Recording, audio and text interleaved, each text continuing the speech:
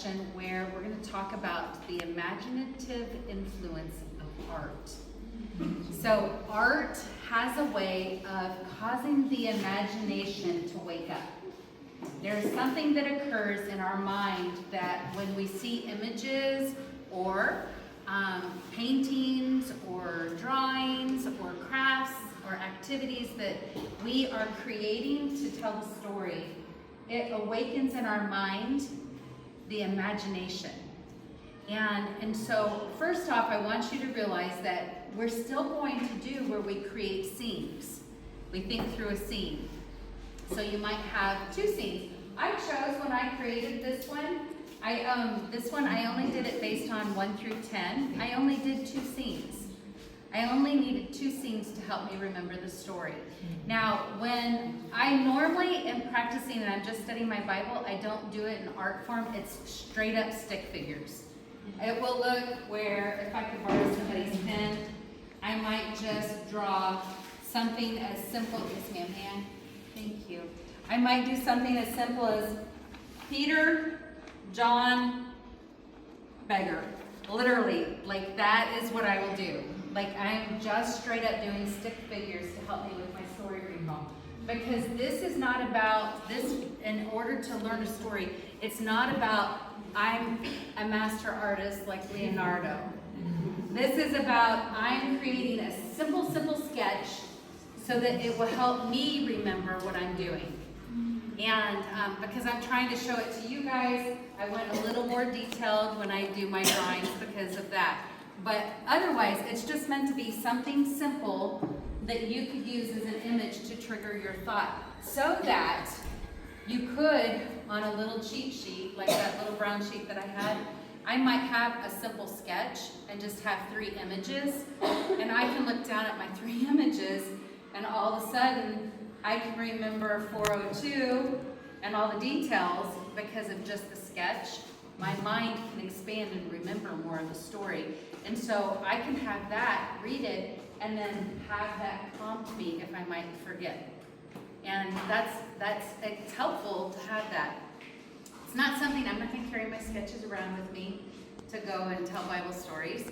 But in the classroom for children, because the statistics are 75% of the world's population learns best by hearing. So hearing the story simply told. Next, it's the visual learner. Being able to see it. It's the smallest portion for people when it comes to movement. So knowing that, that means I need to tell the story often. How many times have you already heard the story this morning? I told it. And then Grant kind of retold it, didn't he? And then, what's your name? Alphamine told it. And then how many times did you practice it going over yours? How many times did you look at it? You guys have been interacting with the story already, like probably close to 5 times just from what you're doing. And yesterday we talked to us about the importance of the power of 5 with learning. Something happens with us when we can hear something and speak something 5 times. We're actually more apt to remember it. So I will even do something and I'll take my phone and I will record me telling it and I might listen to it 5 times as well and then practice it in order to help me to get down. But with the art, once I create the image, that's in my mind, and for me, that's the one. I got it. If I can get it into my art, I'm more apt to recall a story. And so this image over here, what I did, I wanted to create the beautiful gate and the beggar, and then I have Paul and John. And I have his hands reaching up because he's asking for help. And I have him reaching out, showing what I have I'm going to give. So those were my cue reminders. And then I had this here to show that they were in the section of the colonnade. And I'm just going to assume there's lots of people around there. I didn't draw the people in it. When I showed the healing, I wanted to show the leaping and dancing that looked like Hensel leading.